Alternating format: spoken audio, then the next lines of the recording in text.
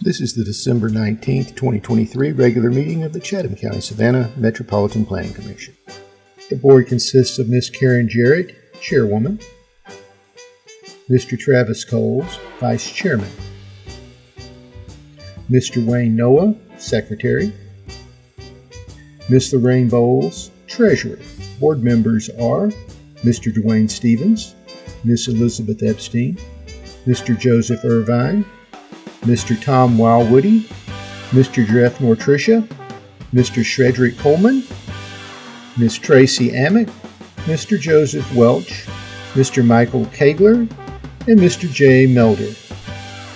The MPC Executive Director is Melanie Wilson.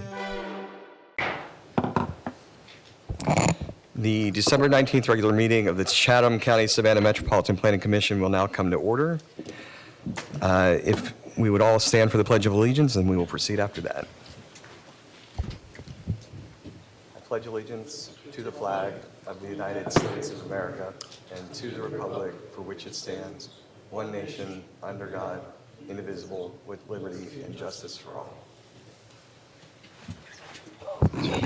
Thank you. I want to wish everyone happy holidays, happy and safe holidays.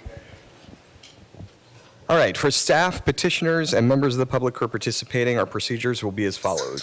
The agenda is broken down into several parts. First, notices, proclamations, and acknowledgments. Next, the consent agenda, which consists of items for which the applicant is in agreement with the staff recommendation and there are no known objections. This will be followed by regular business, old business, and adjournment. For each agenda item on regular business, the staff will make a presentation. The staff presentation will be followed by a presentation by the petitioner, should they elect to do so. The petitioner will be allotted a time frame of no more than 20 minutes. The board may then ask questions of the petitioner or staff for clarification. Afterwards, the floor will be open for public comment. If you wish to communicate on the item that the board is considering at the time, members of the public that are in person must fill out a speaker card and give it to staff. If you're participating virtually, use the raise your hand feature on your screen. Do not use the feature until the item you want to comment on is being considered.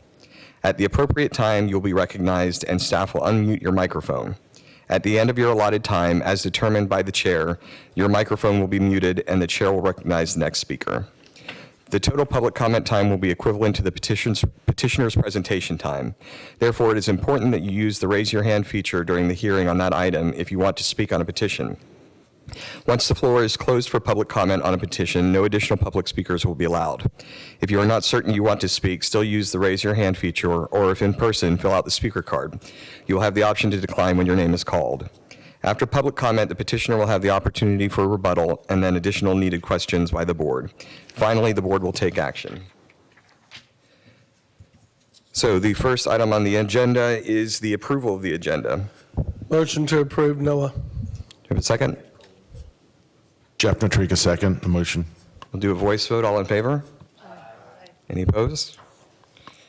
All right. Next order of business is notices, proclamations, and acknowledgements. We had a December 19th Finance Committee meeting this morning at 11:30, just reviewing the budget, and no votes were taken.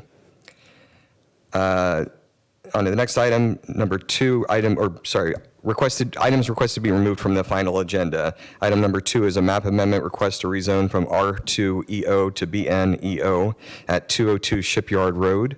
That's item number Z-0923-000412.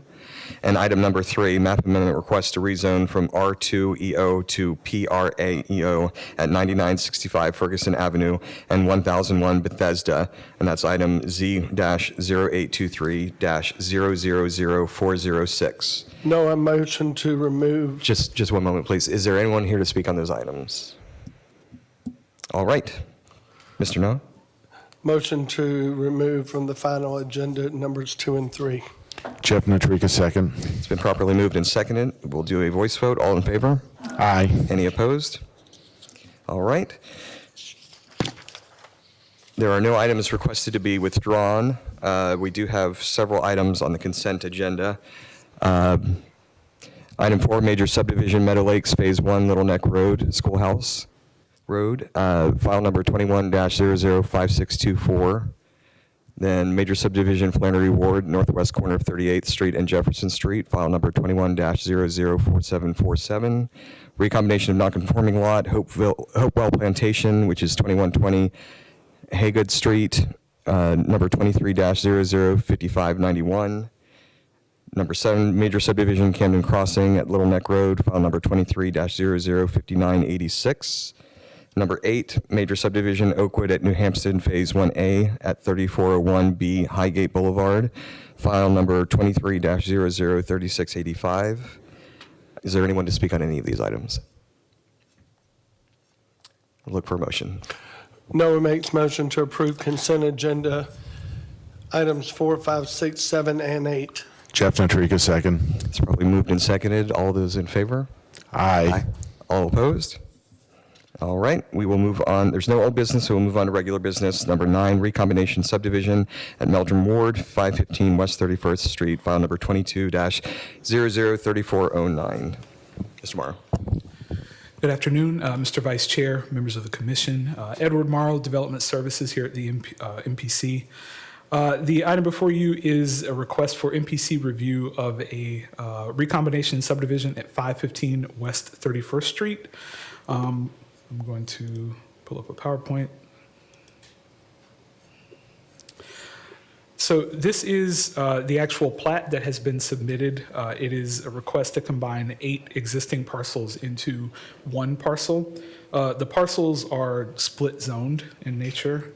As the aerial view here shows, you can see the parcels themselves outlined in red dashes. And the purple line that you see running between the red dashes is actually a zoning line. On one side, on the right, you see TC2, which is traditional commercial 2, and on the left side, you see TR1, which is traditional residential 1. The petitioner is requesting to combine these parcels that are split zoned. There is an expected order with regard to requests for recombination or subdivision of land. And typically that would involve provision of some sort of a site plan that would meet the development standards of the current zoning district. In this case, staff did request a site plan from the petitioner. One was not provided, and instead staff opted to forward this to the board for determination. With that, because of the split zone and the unlikeliness that the petitioner is going to produce a site plan that meets the unique requirements of each of the zoning districts that are currently present here, staff does recommend denial of this request to recombine. With that, I'm happy to answer any questions. Any questions for staff? Is the petitioner present? Please state your name for the record. Yeah, my name is Thomas McGowan. Right. I'm the owner of the property at 515. Thank you all very much for letting me speak to you today. I'm sorry, sir, can you repeat your name because you weren't speaking into the mic and I'm we sorry, didn't get it. Thomas McGowan, McGowan. I don't have anything to show you guys, but I'm just here because I'm unsure of why I can't rezone the 8 lots into one. Maybe I just got my answer. I've had Mr. Brewer from Brewer Land Survey working on this for over a year, and we've gone back and forth quite often on the matter. And basically, I'm trying to get the 8 lots turned into one so I can reduce the clerical back-end paperwork of this whole thing from a tax perspective and a cost perspective. Currently, I've got 8 lots, so I got to make 8 payments to the county and 8 payments to the city. And this is a property that's just kind of sitting there being used for storage inside of the building. There's no plan for any additional development of the property. And really, I'd just like to get it rezoned so I can have it under one address, one unit, one lot, to make it easier for me to manage the property from a clerical administrative standpoint. I have a question for the you have said rezone twice. Is it rezoning or recombining? Yeah, combining. Okay, but that's different than rezoning. Are I you guess. familiar with I just that? want to join all the lots together to make it one lot so it's easier for me to manage. The rezoning, I guess, came into it because there's a line going through the property. Correct. So you're wanting to recombine, not at this point in time today, you're wanting to recombine, not rezone, correct? Yes, correct. And were you explained how to do the process of rezoning and, recombining? I mean, me by staff? personally, no, but Brewer Land Surveying has been working on this for quite some time. Okay. Mr. Morrow, can we get clarification on, is there a direction that we can point him in where this will be properly handled? So if the interest is in recombining, I suggest the gentleman speak with Mr. Kemp at the tax assessor's office to figure out how the parcels can be administratively recombined to deal with kind of the administrative issues that he's facing. So I don't think this is necessarily the right location for you to get resolution. So proceeding forward, is this just a no vote with no consequences to him and his? That's correct. Okay. Denial simply means that as submitted, we cannot move forward with this. The petitioner is free to come forward with another proposal for recombination, subdivision, or even a petition for rezoning. Okay, and just so that we're still following the rules of order, do we have any speaker cards? Sir, did you fill out a speaker card? No. Not you, sir, sorry, the gentleman behind you. This is a relatively short meeting, so I'll allow it. If you'd like to come and state your name for the record. Thank you. My name is Craig Brewer. I'm the surveyor with Brewer Land Surveying, and I just wanted to clarify, we are not seeking a rezoning of the property. We did not provide a site plan because there are no development planned at this stage. He would just simply like to take some very small pieces of property and combine them into a larger piece of property. We did provide the recombination survey, which shows all of the information that a site plan would show at this point. We do clearly show the zoning line going through the property. I do want to point out, this was approved by 2 previous MPC staff members. I don't believe they are currently on staff here. But I did want to bring that out. We've been working on this for quite a while. We were informed that it is allowed to recombine properties that are zoned, split zoned. That is why we did not seek a rezoning. And as Mr. McGowan stated, the property is being used for storage in the existing on-site building. There's no development plan at this time. But we just thought it would make sense, rather than having several small parcels, to create one larger parcel so that in the future, there would be room to do something. I understand that. It sounds like the tax assessor's office may be the correct avenue for that, as opposed to being here. Mr. Morrow, could you give contact information for them for that? And Mr. Coleman? Yes. Before we head this off to the tax assessor's office, the comment by the surveyor, it means a lot to me, and the fact that having a recombination is not tied to having it rezoned, and it can be split zoned. So I think that just recombining the property has nothing to do with the development of the property. And before the property's developed, whether it's split zone, that can be resolved to determine which direction the property owner would want to go in rezoning the remainder of the property. I just don't see where the recombination and the split zone have anything to do with the future development, because that's not on the table right now. And it's not a requirement of having the lots recombined. Therefore, why should we, withhold this opportunity based on something that's not a part of the zoning manual or requirements of zoning? So that's my comment. Mr. Noah?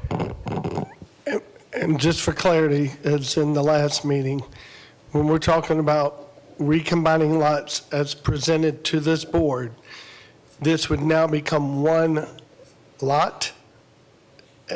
Am I correct? With Yes. split zoning? That is correct. So And just as a warning, or not a warning, but a statement, that once it's recombined and you have 8 lots, you wanted to pull one lot out, you possibly could not do that due to the standards that would have to be met. But administratively, at the tax assessor's office, they could put it under one PIN number to give you that one bill and from the city and from the county, and you still would have 8 lots and could, in the future, pull a lot out. Am I correct, staff? So just to clarify, again, the administrative component of what happens with taxation and parcel lines is one thing.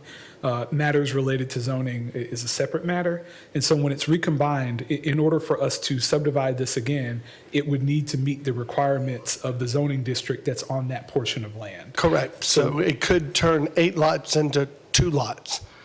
There's a possibility that that could happen. Sure, that's correct. So you would lose lots, but there is a way to fulfill his need by combining it administratively at the tax assessor's office under one PIN number, correct? That's my understanding. Thank you. But basically, to your point, this is a one-way check valve. Once you combine these lots, there's no guarantee you can re-subdivide these lots the way they are. That is correct, sir. We could also, Sorry, oh, Mr. I'm Coleman. sorry. No. Go ahead.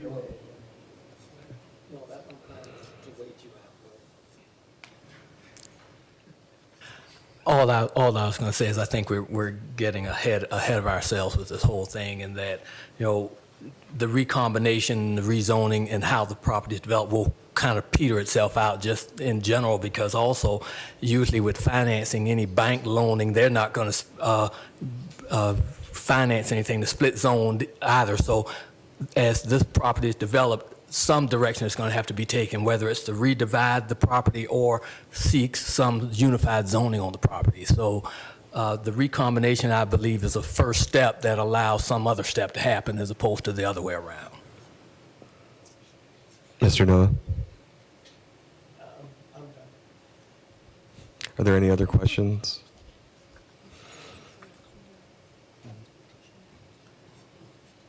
Mr. McGowan, do you understand what staff is saying as far as resolving this administratively with the tax assessor's office? Yes, we'll get with that particular department once we have that information, and whenever in the future there's a rezoning question, then we'll get to it. But right now, this will solve our clerical issue. All right. Is there a need that would need to come back, Chair, if, say, it didn't work out at the tax assessor and we deny this, or I guess what I'm asking, should we table or? There's no penalty for them to come back. That's my if there is an question.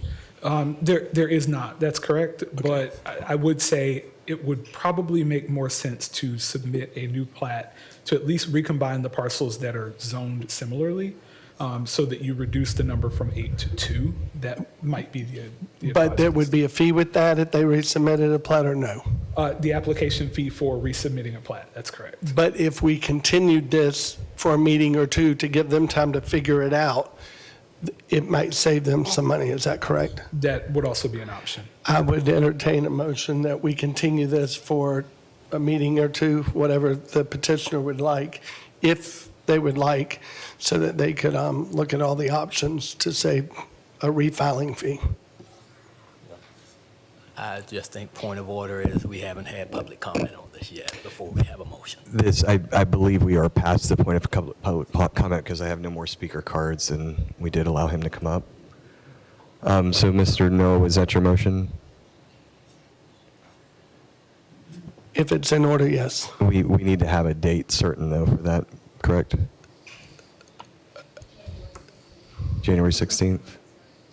Petitioner, would that be long enough for you to get that information together? One meeting? Yes. My motion would be amended to the January 16th meeting. We have a motion. Do we have a second? Second, Bowles. All right, we'll go to a vote. Ms. Bowles? Yes. Mr. Coleman? Yes. Ms. Epstein? Yes. Mr. Irvin? Yes. Mr. Kegler? Yes. Mr. Noah? Yes. Mr. Natrika? Yes. And I too vote yes, so motion passes. Mr. Welch is online. Oh, Mr. Welch? Mr. Welch, how do you vote? Yes. Thank you. All right, we will move on to our next item, number 10, special use request to have a place of worship within RSF 6 zoning district, 1202 East 69th Street, number 23-005388-ZA. All right. Mr. Vice Chair, members of the commission, the request before you is actually a two-part. It is all, in essence, the same request. However, we requested that they file two separate applications because there were two pieces of land that were not contiguous. So the first one is the request to establish a place of worship at 1202 East 69th Street, which you can see on your screen right now. The second piece of property is 1206 East 68th Street and 5302 Sanders. And again, a request to establish a special use for a place of worship. Just to orient everyone to the location, we are south of the city in the vicinity of Memorial Health. This is Durin that is passing beneath the site right here, and Waters that is going to be over here to the side. This is a look at the future land use map. So you can actually see that the other parcels are right here. They are all within the same frame. Just to give you some context, we have Waters and all of this commercial activity that is happening, along this thoroughfare indicated as commercial in the future land use map. And the requested parcels are within this yellow area, which is a single family detached future land use. But again, the church use is, it's established in essence, and the request is to extend that. And this is something that would be permitted within the current development standards. Here is a view of the current zoning map so that you can see the areas primarily RSF 6. Just to give some overview, this is a well-established church that started well before 2008, but I am starting my aerial imagery here. You can see that this is the original site with the sanctuary that was Community Bible Church. And you can also see, I believe, maybe at this time this might have been a different church, but there was also this existing structure that is definitely now part of Community Bible Church. Fast forwarding to 2017, you can see the appearance of a new sanctuary, which is still present today. This is definitely at this point part of Community Bible Church. We can see that some parking pad has been added here. There was a residence that was here that is now off-street parking. This is one of the parcels that is subject site within today's petition. There was a swimming pool that's gone.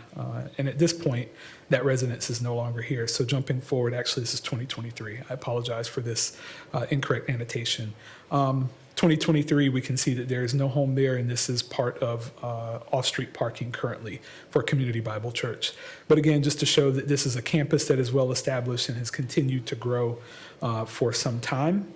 The first request is to establish a what would become a welcome center, ancillary to a principal use as a place of worship. You can see a rendering of what is proposed to happen right now, adjacent to the existing fellowship hall and sanctuary. And this is a site plan that was submitted in association with a variance request that actually we channeled this back to this board for the purpose of considering expansion of the special use first. So this is not actually the site plan that has been submitted for consideration for this, but we do nonetheless appreciate the fact that a site plan was submitted. And this is the actual site plan for what is the proposed welcome center. Also, we can see that an extension of an existing office building as well as a meeting space is proposed. And you can see the large meeting space that is proposed right here for approximately 400 people. This is the existing building that was just to the north of the sanctuary and fellowship hall, and this would be extended back onto what is currently an existing residential parcel. Parking has been a principal consideration again because one of the parcels that is currently used for off-street parking will become the welcome center. And so even though the current City of Savannah parking requirements are based on the number of seats in the sanctuary, we know that there will obviously be some added traffic to this area as a result of these new developments. Nonetheless, I must add that no expansion of the sanctuary has been requested in association with this, and everything that is requested is ancillary to principal use as a church. And again, no expansion of the sanctuary itself, all supporting uses. We can see the current off-street parking layout. Things that are indicated in red are other off-street parking. Those that are indicated in blue are either the actual CBC campus or owned currently by CBC. Again, this one yellow parcel right here, it would have been blue, but it is now yellow as it is part of the requested expansion. And a primary feature of this parking plan is a revocable license agreement with Memorial to use 200 spaces. I believe it spans a period of about 10 years. And it would make parking available on Sunday mornings from the hours of 7 a.m. to 1 p.m. With that, the principal question before this board today is whether or not the requested expansion of this existing non-conforming use is appropriate within this neighborhood. Staff does recommend approval of the request for a special use, but with the added two conditions. The first being because of the special use requirements, in essence, not being able to be met, just given the nature of the church itself, we know that variances are going to be required. And so our request is that the petitioner bring back a general development plan clearly outlining all of the variances that are going to be requested in association with this use. And this board has within its purview the ability to approve variances via a site plan. So the first request or recommendation is that approval be conditioned on provision of a general development plan. The second is that at that time, a CBC campus plan, which outlays sort of a future outlook on what the CBC campus would look like, how it would function, a sustainable parking plan, as obviously on-street parking is not as prevalent, legally is not as prevalent as we may believe that it is. And obviously some of these agreements are revocable. A good portion of the parking, we would like to have an understanding of what could we expect if any of this were to go away, in essence. So provision also of a longer-term CBC campus plan. With that, again, staff does recommend approval, and I'm happy to answer any questions. Any questions for staff? Is the petitioner here? Yes.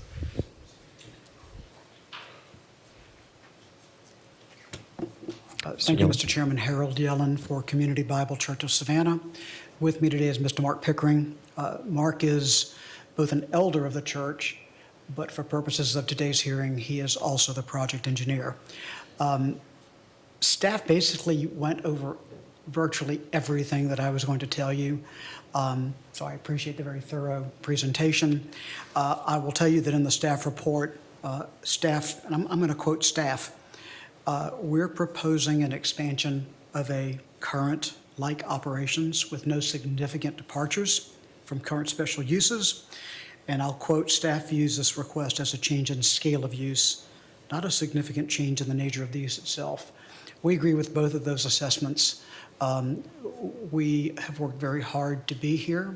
We provided the parking chart that you just looked at. To be fair, City Code requires that parking be within 600 feet of the use. Because we have so many buildings, we're not quite sure where the center point of the 600 feet should be. But it is clear that this church would ordinarily require 125 spaces. We have 465 spaces. So we are reasonably sure that no matter what the event, we'll have adequate parking for our church and its members. With that, we're happy to answer any questions y'all may have. I should also add the two conditions requested by staff, we are in agreement. We will come back to you, back to the MPC with our plan, and you can review it again at that time. So with that, we're happy to answer any questions. Any questions for Mr. Yellen? Okay. Is there anyone from the public here? Thank you, Mr. Chairman. Thank you. No one online? Any board discussion? All right, I'll be looking for a motion. Motion to approve staff's recommendation with the two conditions listed in the report. And your name? And your name? Noah. Thank you. Jeff Notrico, second. It's been properly moved and seconded, so we'll go to a vote. Ms. Bowles? Yes. Mr. Coleman? Yes. Ms. Epstein? Yes. Mr. Irvin? Oh, where is he going? You just step out. All right. Mr. Kagler? Yes. Mr. Noah? Yes. Mr. Natrika, Yes. Mr. Welsh,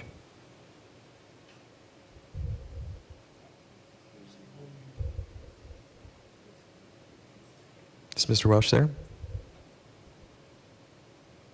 It's self-muted.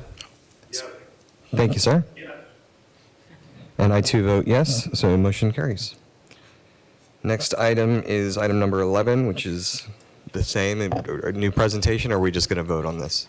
You may proceed with the vote on this item. I apologize.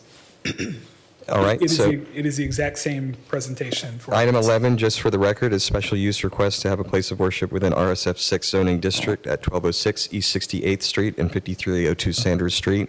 Item number 23-005389-ZA. It is the same petition that we just heard. It just is the other parcel of land. So we will proceed with a vote. Ms. Bowles? I'm sorry. We need a motion, Yes. but are there stipulations that should be listed? Are they the same? Same. They are the One and exact two. same. Noah makes motion to approve with the two recommendations by staff. Jeff Natrika, second. Thank you. It's been properly moved and seconded. We'll go to a vote. Ms. Bowles? Yes. Mr. Coleman? Yes. Ms. Epstein? Yes. Mr. Kegler? Yes. Mr. Noah? Yes. Mr. Natrika? Yes. Mr. Welch? Yes. Thank you. And I too vote yes. Motion carries. So there are no more items on our agenda other than if Mr. Morrow would like to introduce publicly our two new staff members for on the record, if you will. Absolutely. So thankfully, we have some new staff members here giving us a hand in development services. The first is Mr. Brad Clement. Brad comes to us with a very prestigious history from the U.S. Army. So I've been grateful to have his support.